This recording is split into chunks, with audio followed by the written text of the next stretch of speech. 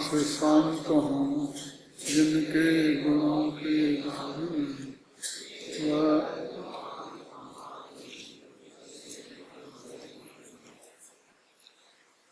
गाथा नंबर 57 और 58।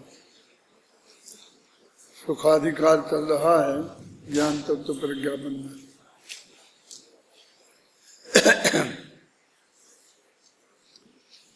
यद्यपि सुखाधिकार चल रहा है पर अभी तक 5-6 गाथाएं निकल गई, ज्ञान की ही चर्चा कर रहे हैं।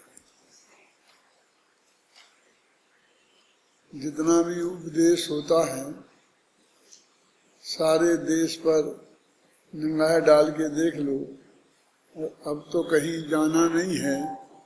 जैसे केवली भगवान को एक घर में बैठे ही बैठे सब पता लग जाता है। अपने ही घर में बैठ जाओ और टीवी खोल के सुबह से शाम तक और मुनिराजों के, पंडितों के, विद्वानों के सबके प्रवचन आते हैं। तो सारे देश में क्या हो रहा है उसका नमूना हमें स्वयं अपने घर में बैठे ही मिल जाता है। हर जब भी सुनते हैं कुछ भी तो कोई ना कोई लोभ दिया जाता है। और अपना देखिए, भय डराना हो तो नरक, लोभ देना हो तो स्वर्ग। दो हमारे हैं। यदि तुम ऐसा करेगा तो नरक में जाएगा, नरक आदि गति में पड़ रहेगा, इतनी इतनी प्रतिकूलताएं भोगेगा। और यदि तुमने ऐसा नहीं किया और जैसा हम चाहते हैं वैसा तुम किया तो तुम स्वर्ग में जाएगा और वहां पर तेरे को सब प्रकार के दुख है। कुंदाचार्य के चित्त में ये बात बिल्कुल भी नहीं जमती है। वो कहते हैं कि आखिरकार हम इनको विषय भोग की चाहे तो ही कहते हैं ना जी। ये संसार का सुख जो है, जो स्वर्ग में जाने का लोग हम बताते हैं, देते हैं, और इसलिए फिर थोड़ा बहुत स्वर्ग का स्वरूप बताने लगते हैं। कैसे कैसे सुख है वहाँ, क्या क्या है, कैसे क्या वैभव है, किस तरह की अनुकूलताएं रहती हैं। तो वो एक तरह से लोभ ही कराना हुआ ना। जो वो सुख तो है ही नहीं वास्तव में, वो तो त्यागने योग्य ही है। अब रही बात है कि हमको मोक्ष वाला सच्चा सुख चाहिए और वो अच्छी बात है कि जल्दी से जल्दी मिल जाए, और नहीं मिले तो बीच में जो भी स्थान पर हमें बिताना पड़े, जहाँ भी स्वर्ग नरक में जैसी भी परिस्थितियों में जितना समय काटना पड़े तो वीतराग भाव से काट लेना चाहिए।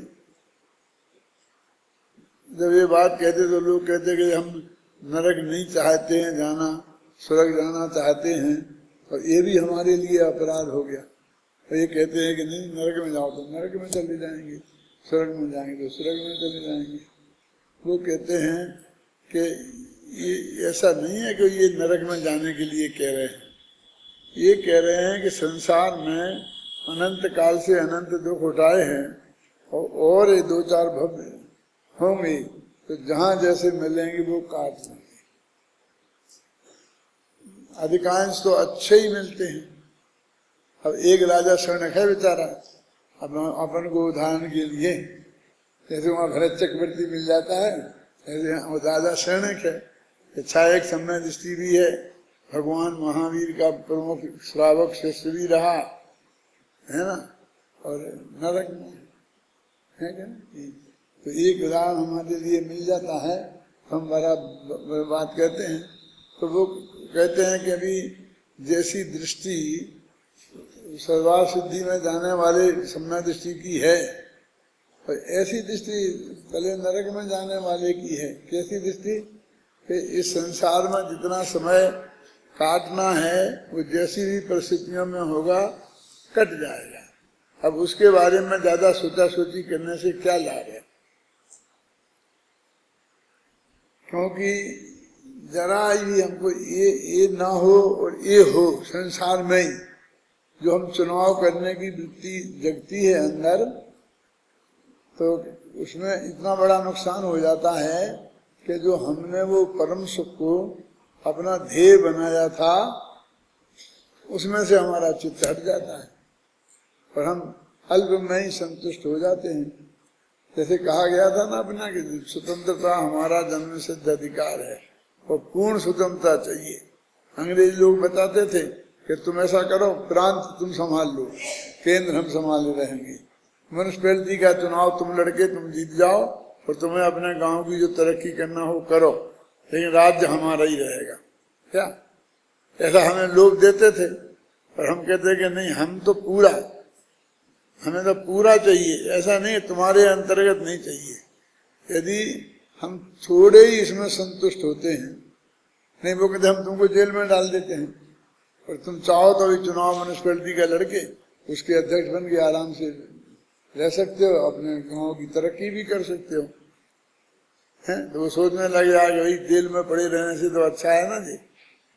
तो इतने से हमारी स्वतंत्रता दूर होती थी। तो हमारे गांधी जी ने, नेहरू जी ने क्यों नहीं वो स्वीकार किया और वो जेल में रहना उन्हें क्यों पसंद किया? उन्हें जेल में रहना पसंद था ऐसा नहीं है। हमको तो हमारी जो पूर्ण चाह है उसमें से कोई भी सौदा किसी से करना नहीं है। तो इसमें थोड़े से सांसारिक अनुकूलता में तृप्ति जो है वो उस सुख को से दूर हो जाने वाली वृत्ति है। इसलिए अपने यहाँ बस चाहे लाखों वर्षों तक जीऊं और चाहे मृत्यु आज ही आ जावे और जहाँ भी स्वर्ग नरक में जाना होगा चले जाएंगे, जो भी स्थिति होगी भोग लेगी। और हमारे कोई भी ये कहते हैं कहाँ जाना पसंद करोगे, मैं रसूल अब भी हम अभी चुनाव करने लग जाएं तो 5 मिनट को तुम्हारे लिए ये है कि तुम जो चाहो, जहाँ तुम जाना चाहोगे वहीं तुम्हें भेज देंगे। तो फटाफट देखो कितनी मारा मार होती है। वो अमेरिका में क्या होता है, जो होता है ना स्टोर बड़े बड़े, तो इसमें आधी कीमत कर देते हैं। उन्हें अपना पुराना माल निकालना है क्योंकि नया माल भरना है, नया सीजन आ रहा है। अब पुराना 1 साल तक पड़ा रहेगा, अगले साल वो आउट ऑफ डेट हो जाएगा तो फिर बिकेगा ही नहीं। तो कोई कीमत कर आगे वो निकाल के हटाते हैं। तो कभी कभी 1 रुपए की चीज 10 पैसे में, क्योंकि तुम नहीं बेचेंगे तो कूड़ा उठाने के लिए पैसा लगेगा फेंकवाने का। तो वो क्या करते हैं कि उसे नीली बत्ती बोलते हैं। ये नीली बत्ती नहीं सुनी होगी तुमने, कि वो घंटी बजती है और सारे स्टोर में नीली बत्ती जलने लगती है। और जहाँ जहाँ वो नीली बत्ती जल रही है उस एरिया में जितना भी माल है वो सब आप 10% में उठा सकते हैं और 10 मिनट का समय है। और जो आपको छांटना हो फटाफट जितना समेट सकते हो समेट। तो ऐसे लोग टूट पड़ते हैं। वो 10 मिनट क्यों, 2 घंटा में क्यों नहीं लेते? क्योंकि वो सोचेगा तो वो सड़क वाला माल को सोच के लेने वाला तो लेगा नहीं, वो तो छांटेगा ना उसमें से अच्छा। और वो चाहता है छांटने को ज्यादा ऐसे समय नहीं मिले, सोचने को ज्यादा समय नहीं मिले। और वो जितने भी उसमें उस वक्त स्टोर में 100-200 आदमी होते हैं वो सब उस माल पे टूट पड़ते हैं। ऐसा समेट के अपने उसमें डाल लेते हैं और डाल लेते हैं, फिर वो ले जाते हैं। फिर घर पे कुछ ऐसा भी निकलता है जो फेंकना ही पड़ता है, कूड़ा होता है ना। मतलब कहते सिलेक्शन करना। मेरा मतलब है कि हमको इस संसार में अच्छी तरह से हमने देख के समझ लिया है, अब हमें सिलेक्शन की जरूरत ही नहीं है। कुंद को तो सुख की चर्चा करना ही पसंद नहीं है, वो तो सुखाधिकार है, वो ज्ञान की ही बात किए जा रहा है। कितनी गाथाएं निकल गई देखो।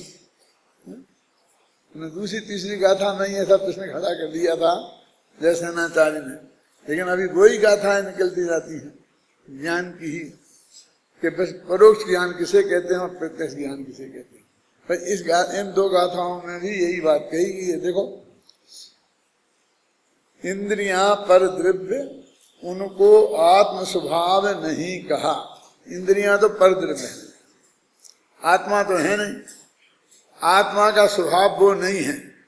अब जो उन इंद्रियों से ही प्राप्त हो ज्ञात हो उसे हम प्रत्यक्ष कैसे कह सकते हैं कि इंद्रियां पर द्रव्य हैं, वे आत्मा के स्वभाव नहीं है, और उनसे जो ज्ञात हो उसे हम प्रत्यक्ष कैसे कह सकते हैं। प्रत्यक्ष तो उसे कहते हैं जो आत्मा के साथ सीधा बरते। कहने का मतलब ये है कि परद्रव्य के द्वारा जो सुख प्राप्त होता है वो हमें नहीं चाहिए। एक दफा निर्णय कर लिया ना तो निशा भोगना तो पड़ेगा ही। राजा सैनिक नरक में चले गए तो भोगना ही पड़ेगा। अपन भी जहाँ चले जाएंगे नरक स्वर्ग में तो अपन को भी वो भोगना ही पड़ेगा। तो वो कहते भोगना पड़ेगा तो भोग लेंगे, हम क्या कहते हम नहीं भोगेंगे।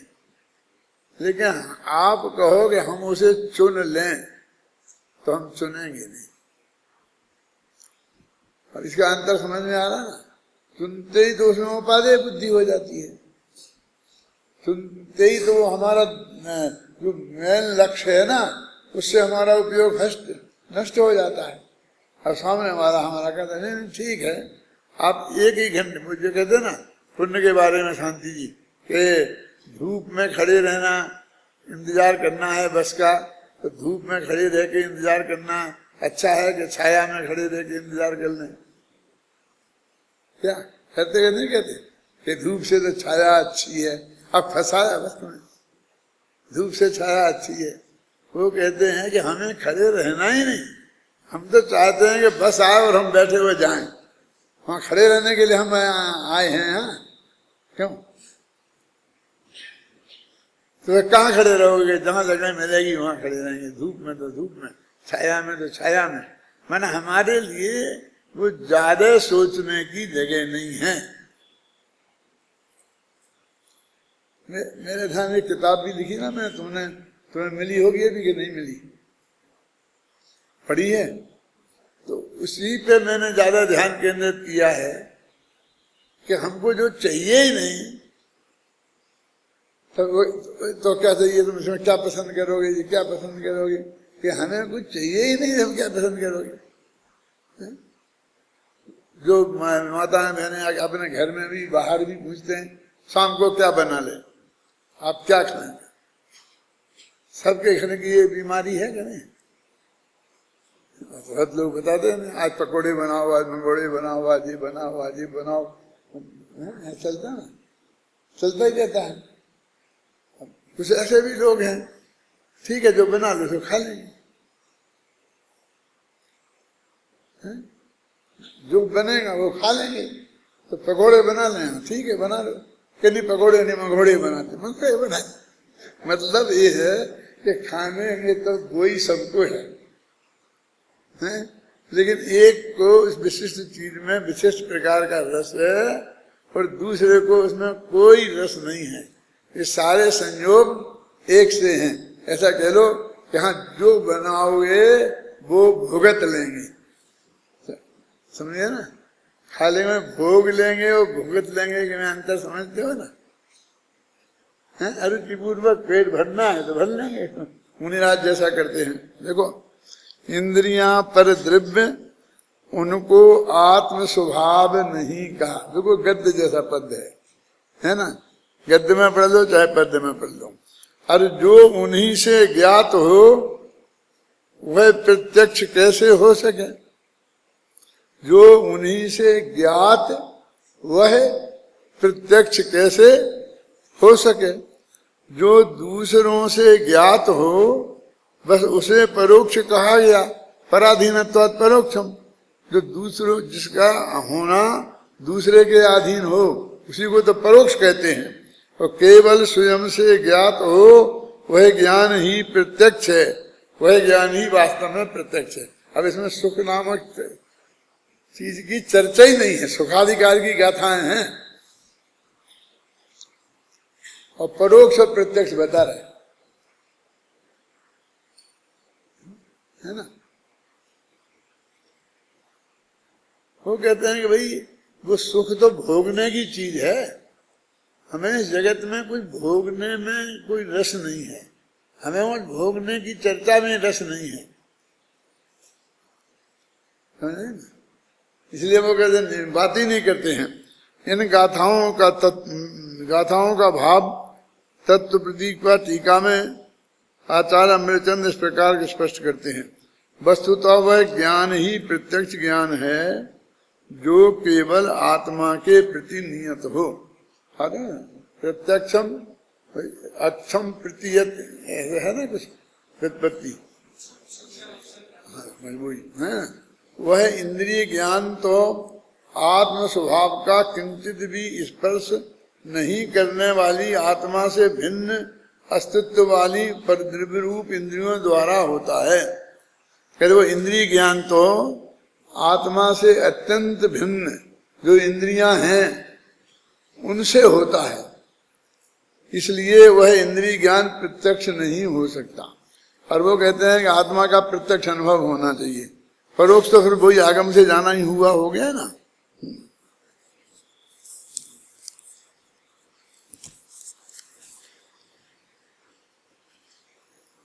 होगा नहीं, हमें तो प्रत्यक्ष हो जाएगा, लेकिन तेरे पास ज्ञान ही परोक्ष है। जैसे हमें इन आंखों से ही देखना है तो फिर वो हमारा आंखों से देखने को परोक्ष बोलते हैं, तो हमारे लिए प्रत्यक्ष हो कैसे जाएगा? बस थोड़ा सा ज्यादा स्पष्ट होता है तो हम विशुद्धम प्रत्यक्षम के हिसाब से उसको प्रत्यक्ष कहने लगते हैं और उसकी अपेक्षा दूसरे को परोक्ष कहने लगते हैं। ख्याल में है ना? और उसमें कोई ऐसा ज्यादा फर्क नहीं पड़ता। मेरे कहने का मतलब ये है कि वो इंद्रियों से होने वाला ज्ञान, उसमें इंद्रियाधीनता समाप्त नहीं होती।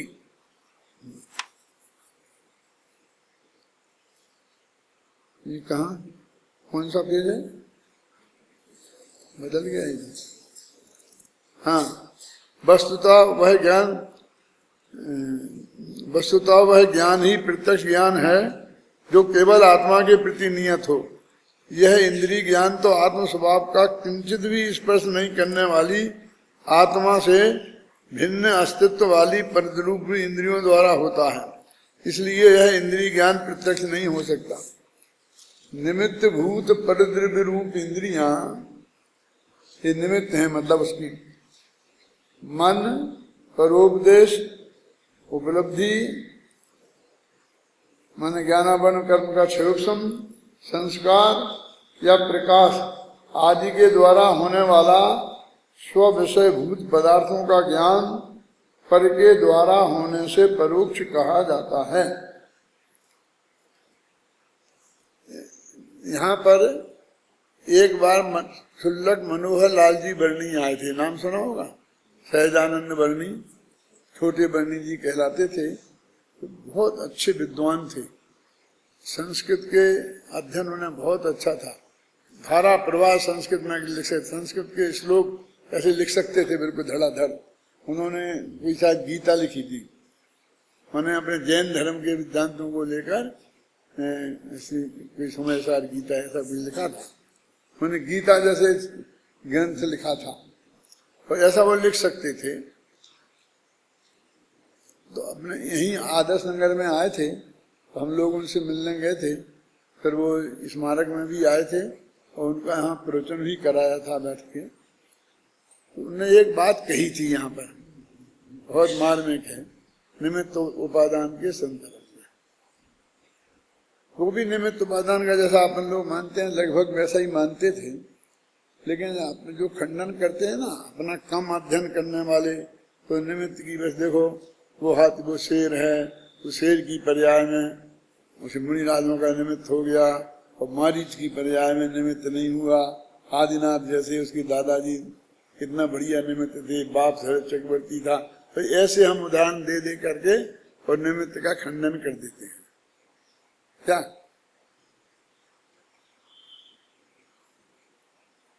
उनने ये कहा था कि ये सब निमित्त गे भूत निमित्त हैं। मन जैसे हम जिनको जानते हैं ना, तो वे गे हैं, ऐसे निमित्त हैं, माने अत्यंत स्थूल बाहर के निमित्त हैं, और अंतरंग निमित्त तो वो कर्म का उदय क्षयोपशम है, समझे ना। तो हम उसकी तरफ तो बात ही नहीं करते हैं।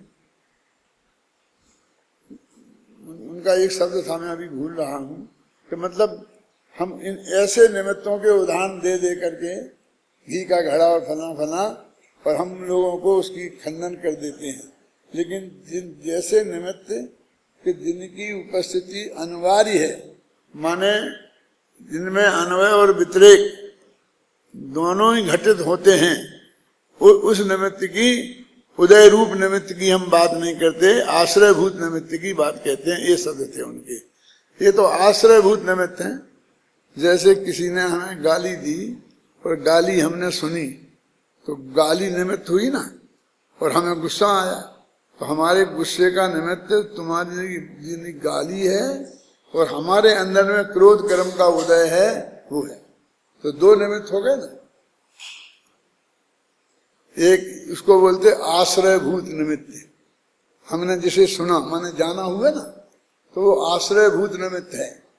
उसके आश्रय से हमको क्रोध आया है, और हमें ये है उदय रूप निमित्त है। ये ज्यादा मजबूत है, ये अंतरंग निमित्त है, और वो बहिरंग निमित्त है।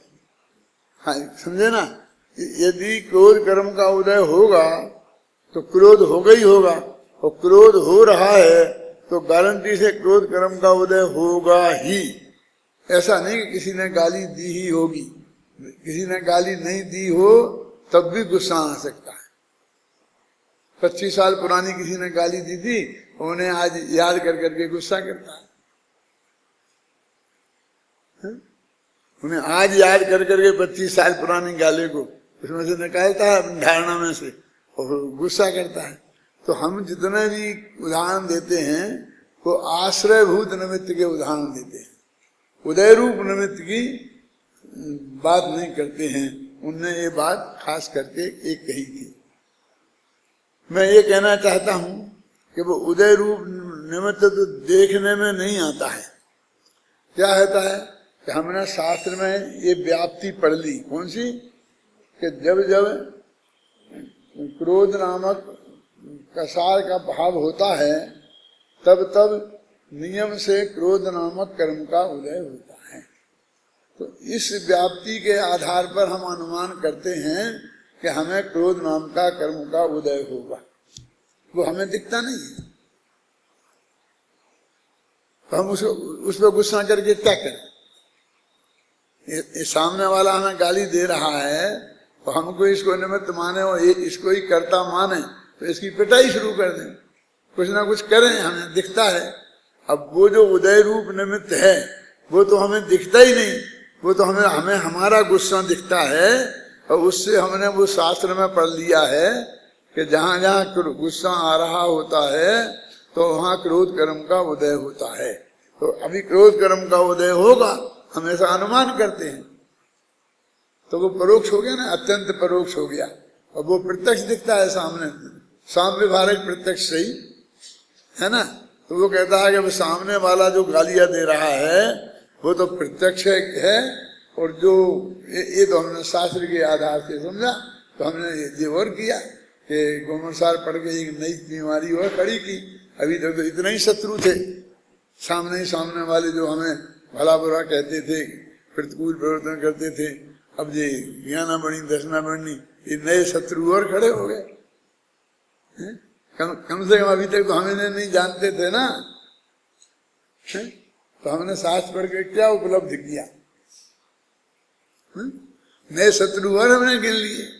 लेकिन वो कहते भाई कि हम तुम्हारा निमित्त पैसे ध्यान हटाना चाहते हैं। तो निमित्त पैसे सीधा तो हटता नहीं तुम्हारा, सामने वाले ने गाली दी इसलिए तुम्हें गुस्सा आया, ये हम समझाते हैं कि भाई इससे नहीं आया। टोनामल जी उदाहरण भी देते हैं कि ससुराल में जाते हैं तो गालियां देते हैं तो क्रोध नहीं आता है, और हम मिठाई बांटते हैं, पतासा बांटते हैं, ऐसे उदाहरण देते हैं।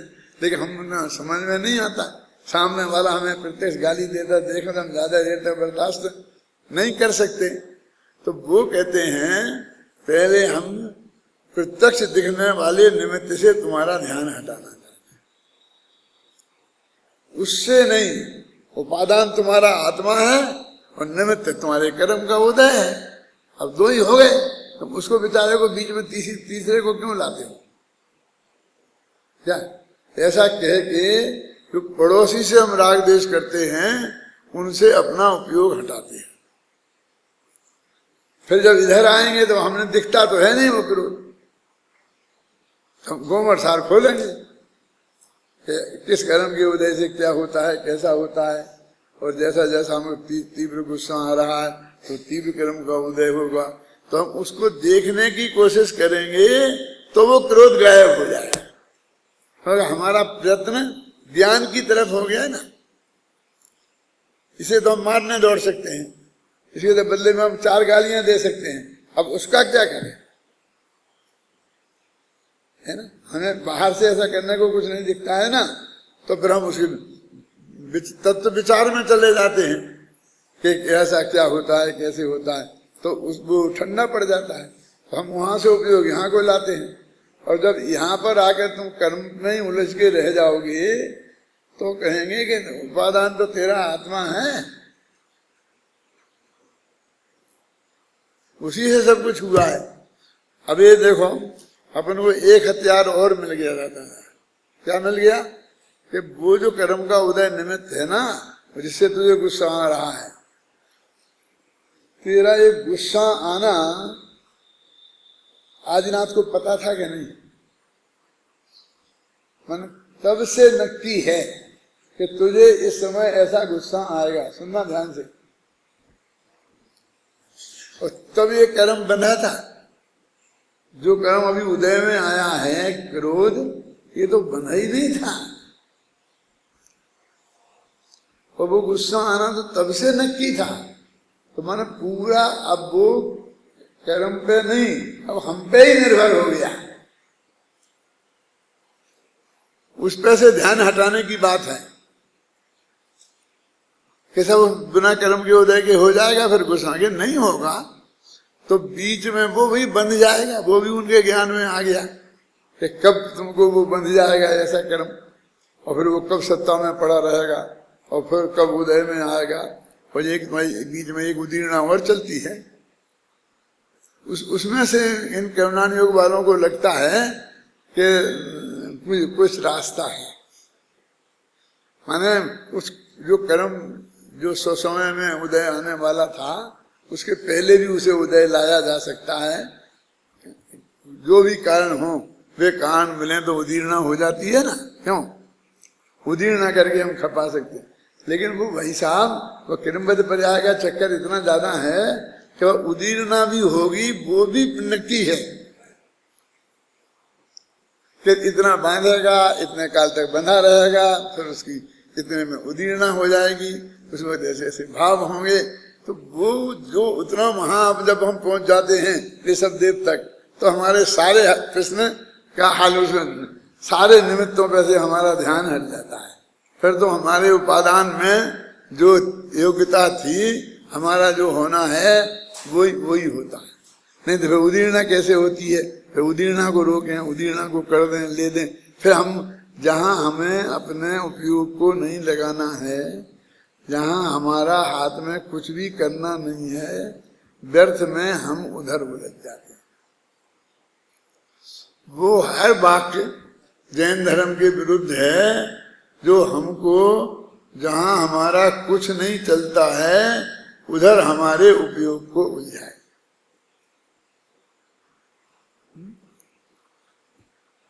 समझे? हमारे उपयोग को उधर उलझाए, वो हमारा हमको इष्ट नहीं है। तो यदि हम वो जो बड़ा सिद्धांत है उस पर जाते हैं तो हमारी सारी समस्या हल होती दिखती है। अब वो चाहे उदय रूप निमित्त हो, चाहे आश्रयभूत निमित्त हो, चाहे वो अंतरंग निमित्त हो, चाहे बहिरंग निमित्त हो, तो आखिरकार पूज्यपाद स्वामी ने इष्टोपदेश में तो ऐसे ही कह दिया कि अज्ञ को विज्ञ नहीं बनाया जा सकता, विज्ञ को अज्ञ नहीं बनाया जा सकता है। वो सभी निमित्त धर्मास्ति काय के समान ही उदासीन है। भले ही दो प्रकार के भेद निमित्तों के किए, उदासीन निमित्त, प्रेरक निमित्त, लेकिन कोई निमित्त प्रेरक मेरक नहीं होता। सभी धर्मास्ति काय के समान उदासीन ही हैं। तो वो जो भेद बताए थे वो तो आचार्यों ने नहीं बताए थे हमें। तो वही आचार्य जब अध्यात्म के जोर में आते हैं वो तुम्हें बताते हैं तो कहते काय कि प्रेरक मेरक, उस प्रेरक मेरक से कुछ भी होने वाला नहीं है। कि अभी अपन ने इतना महत्व दे दिया उसको कि आप अपना प्रेरणा सूत्र बताइए। आप आए, वैसे ही आग लगी है, वैसे ही वो उसके दिमाग में वो ज्यादा घूमता है बताने को, और हमने एक और पॉइंट दे दिया कि ये तो तुम्हें बताना ही बताना है। समझना मैं क्या कह रहा हूँ? फिर वो उधर ही को घूमने लगता, फिर वो उधर को ही घूमने लगता। एक तो निमित्त पे, प्रेरक पे, फिर वो निमित्त यानी जितने जो भी है तुम्हारा उपादान के बिना तो तुम्हें यहाँ आए नहीं। समझ रहे मैं क्या कह रहा हूँ? उपादान की योग्यता थी ना कि तुमको यहाँ रहना है, इतने दिनों पर रहोगी। जैसे अचानक तो जी कुछ हो नहीं गया है, जैन धर्म में अचानक तो कुछ होता नहीं है। तो उसमें फिर एक इस निमित्त से हटाया तो उस निमित्त पर, उस निमित्त से ले जाए तो उस निमित्त पर, किसी ना किसी निमित्त पर ही जा करके हम उसको टिका देते हैं और वो उसी की विचार में लग जाता है।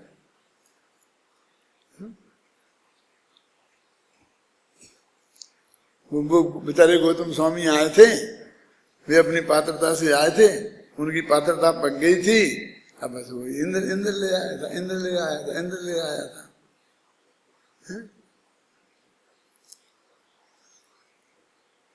एक बात पूछूं कि इंद्र ने जाके कहा था कि इस छंद का अर्थ मुझे नहीं आता है और मेरे गुरु ध्यान में बैठे हैं, तो इसका अर्थ मैं आपसे जानना चाहता हूं।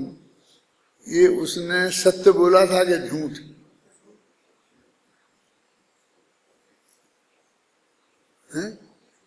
झूठ बोला था, तो उसे पाप लगा होगा कि अब निकालेंगे हम कोई ना कोई रास्ता। उसे पाप तो हम लगवा नहीं सकते झूठ भी बुलवाएंगे और पाप भी नहीं लगने देंगे झूठ बोलना यदि पाप है तो उसे पाप लगा होगा। समझ लो उसने इतना पाप किया, आप समझ लो, आप समझ गए ना आप जी हैं? लेकिन हमको नहीं कैसे नहीं साफ नहीं, ऐसे कैसे हो सकता है, ऐसे कैसे हो सकता है? उसने अच्छा काम किया, भले का काम किया, तो एक दूसरे दिल का भला कर सकता है। इंद्र तो समझता था ना कि सौधर्मिंद्र भी नहीं समझता था, वो तो छायक सन्मदृष्टि था ना।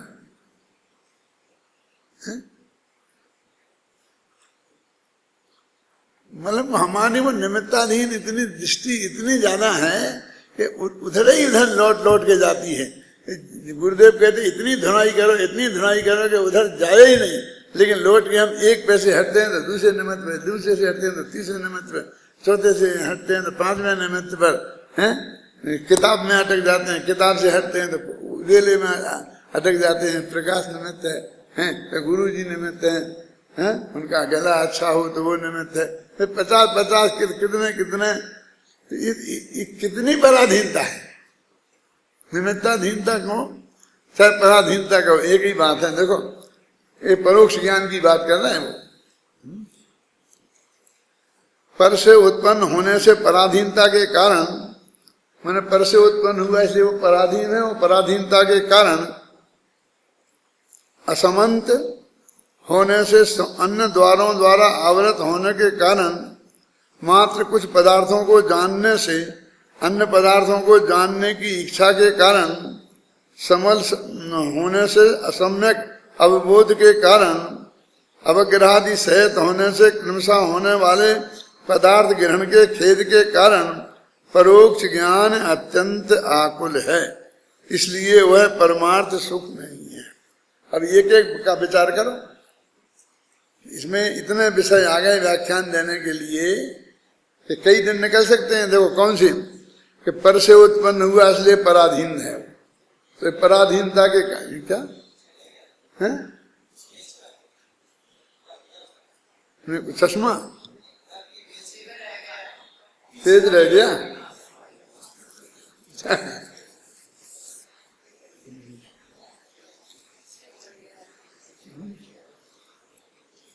वस्तुतः वह ज्ञान ही प्रत्यक्ष ज्ञान है जो केवल आत्मा के प्रति नियत हो। वह यह ज्ञान में असलियत में एक मेरा ये भी है कि मैं आगे पीछे पढ़ता रहता, जब भी प्रवचन करता हूँ तो आगे पीछे 8-10 गाथा आगे की हरकत पीछे की पढ़ता रहता। तो मेरे लिए तो सब पढ़ा हुआ जैसा ही लगता है। मैंने ऐसा नहीं लगता कि ये तो अभी आया ही नहीं है?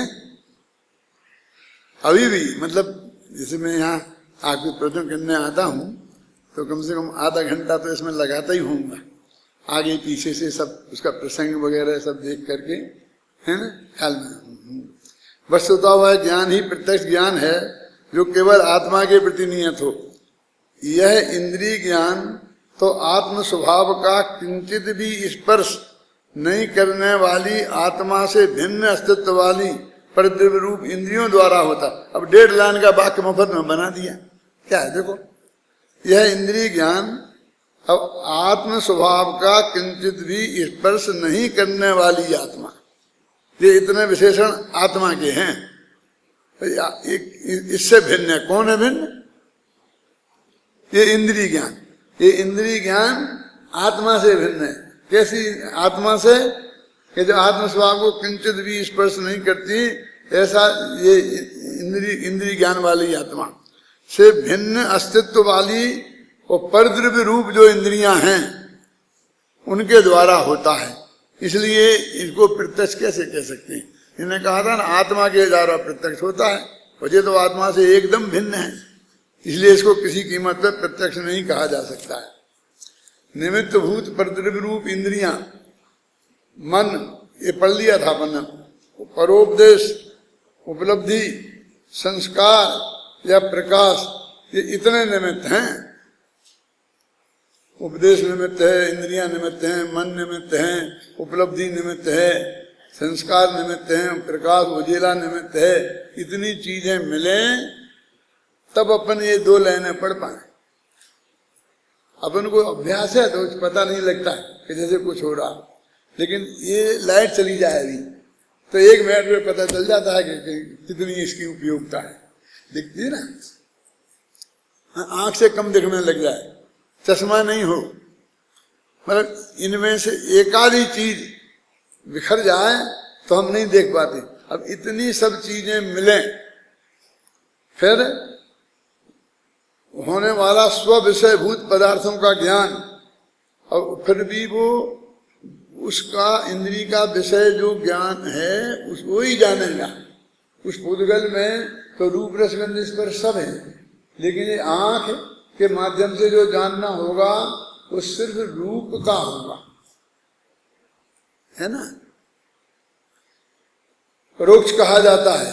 अब अंतःकरण, इंद्रियां, परोपदेश, उपलब्धि, संस्कार या प्रकाश आदि सभी परद्रव्यों की अपेक्षा रखे बिना एकमात्र आत्म स्वभाव को ही कारण रूप से ग्रहण करके सभी द्रव्य और उनकी सभी पर्यायों को एक समय में ही व्याप्त होकर प्रवर्तमान ज्ञान केवल आत्मा के द्वारा ही उत्पन्न होने से प्रत्यक्ष कहा जाता। अब केवल ज्ञान में इन सब की कोई जरूरत नहीं है, ना उजेले की, ना अंधेरे की, ना आंखों की, ना इंद्रियों की, ना किसी चीजों की। देखो कैसी विचित्र बात है। अनंत भगवान की शरीर वज्र विषम नाराज सैनन का है ना, वज्र विषम नाराज सैनन के बिना तो किसी को मोक्ष होता नहीं। तो उनका ये शरीर वज्र का बना है, और इंद्रियां क्या है शरीर के अलावा? इस शरीर में सारा शरीर स्पर्शन इंद्रिया, नाक कान ये सब इंद्रियां ही तो हैं। तो ये इंद्रियां वज्र की बनी है, कितनी मजबूत है। अपनी तो कमजोर है, इतनी मजबूत इंद्रियां हैं और बिल्कुल काम नहीं आती, केवल ज्ञान है इसलिए। अब क्या करें उन मजबूती का?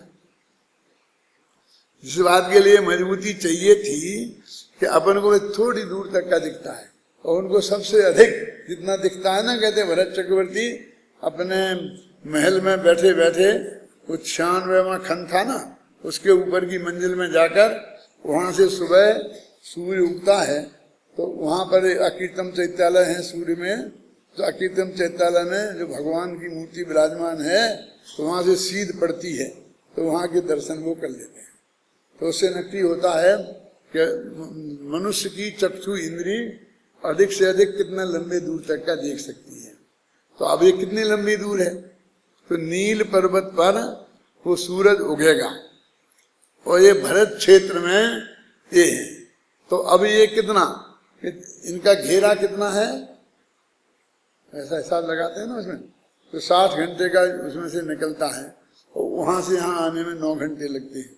सूर्य को पूरे घेरे में 60 घंटे लगते हैं, तो 9 घंटे, तो 60 का भाग देके 9 का गुणा कर दो, तो जितने 1 लाख योजन में, तो जितने माइल निकले उतने माइल दूर तक की चक्षु इंद्री देख सकती है। ऐसा निकाला है, तुम्हारे गौर सारों में पढ़ा नहीं होगा तुम्हें, तुम तो तब पढ़ा था जब छोटे थे। समझ में आया कुछ क्या नहीं, अंदाज तुम्हें आया नहीं। चक्षु इंद्री का विषय, चक्षु इंद्री का विषय निकाल के बताते हैं, इंद्री मायगणा में होगा, देखना इंद्री मायगणा में। अभी जो मैंने कहा उसमें तो कुछ पकड़ में आया कि नहीं आया, माने सूर्य जितना में पूरा एक चक्कर काटता है, तो इसमें 2 सूरज हैं, वो 2 चंद्रमा हैं, तो वो दो सूरज हैं, तो वो 60 घंटे उसे लगते हैं मेरे ख्याल से। और अब वो यहां से यहां आता है तो उसे 9 घंटे लगते हैं। तो वो सारा समय इतने माने कितना 1 लाख योजन कैसे क्या पड़ता है, उसका 3 लाख योजन क्या हो जाता है, ज्यादा मैं समझता नहीं गणित में। और इस तरह से निकालते हैं, और उसमें इतने 1000 मील इतने से इतने होता है दूर तक की भरत चक्रवर्ती की आंख देख लेती है, देख लेती है, तो उतना दूर हमारा चक्षु इंद्री का विषय हो गया। माने इतनी मजबूत आंख है, इतनी दूर तक के देखने वाली आंख है, और किसी काम नहीं आती बोलो। और हमें काम चाहिए रोजीना, तो 15 मिनट में थक जाती है, दर्द होने लगता है।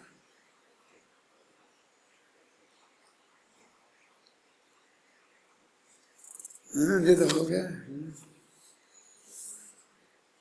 हाँ, इस गाथा में यही अभिप्रेत है कि सहज सुख का साधन भूत यह महाप्रत्यक्ष ज्ञान ही उपादेय है।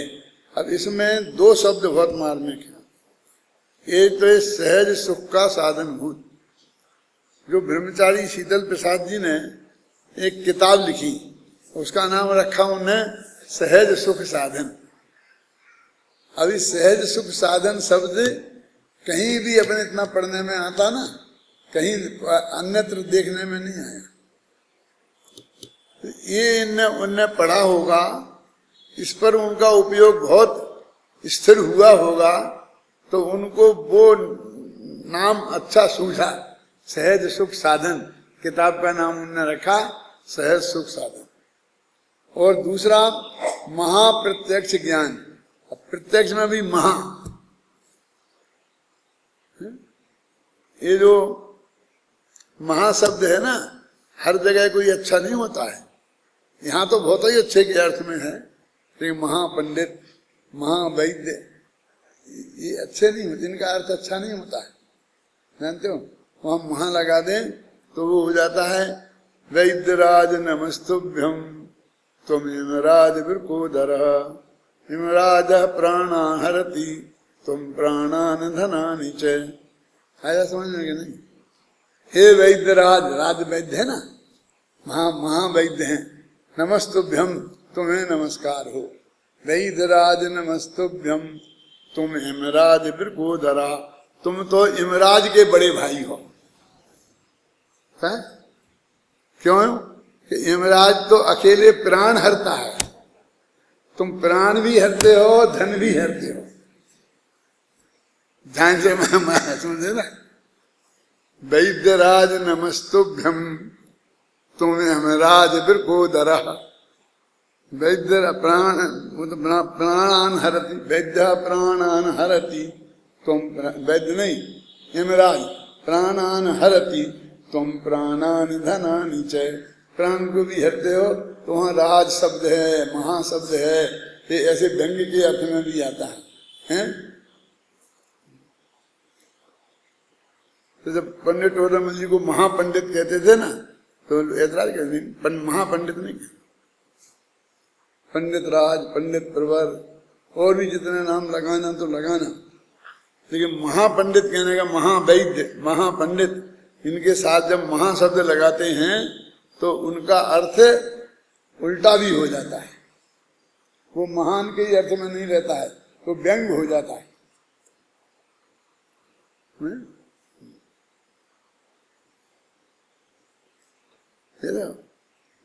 ये तो पोंगा पंडित है। पोंगा पंडित का मतलब क्या होता है जानते हो? हंस क्यों रहे, जानते हो उसका अर्थ क्या होता है?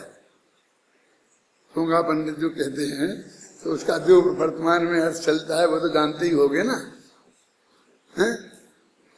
लेकिन वो वास्तव में पुंगव है ना? पंडित प्रवर, पंडित पुंगव, ये सब श्रेष्ठ के अर्थ में है। अब वो बिगड़ते बिगड़ते उसके बोलते हैं अर्थ लाघव, विज्ञान के हिसाब से है ना, भाषा विज्ञान के अर्थ का लाघव हो जाता है। वो जिसका बहुत महान अर्थ होता है फिर धीरे धीरे उसका अर्थ कमजोर पड़ जाता है। यहाँ महाप्रत्यक्ष शब्द का प्रयोग सकल प्रत्यक्ष अर्थात सर्वदेश प्रत्यक्ष के अर्थ में किया गया है। शास्त्रों में अवध ज्ञान और मनपर्य ज्ञान को भी प्रत्यक्ष माना गया है, पर ये दोनों ज्ञान देश प्रत्यक्ष हैं। मात्र रूपी पदार्थ को ही जानते हैं, खुदगल को ही जानते हैं, आत्मा को नहीं जानते। अतः ये देश प्रत्यक्ष ज्ञान सहज सुख के साधन नहीं है। पर के सहयोग बिना आत्मा सहित लोकालोक को जानने वाला केवल ज्ञान ही सहज सुख का साधन है। यह बताने के लिए ही यहाँ महाप्रत्यक्ष शब्द का प्रयोग किया गया है। इन गाथाओं में सब कुछ मिलाकर मात्र इतना ही कहा गया है कि इंद्रियां, प्रकाश, उपलब्धि, संस्कार आदि परद्रव्यों के सहयोग से होने वाला ज्ञान परोक्ष ज्ञान है और पर के सहयोग के बिना सीधा आत्मा से होने वाला ज्ञान प्रत्यक्ष ज्ञान है। पराधीनता का सूचक परोक्ष ज्ञान अतीन्द्रिय सुख का कारण नहीं हो सकता।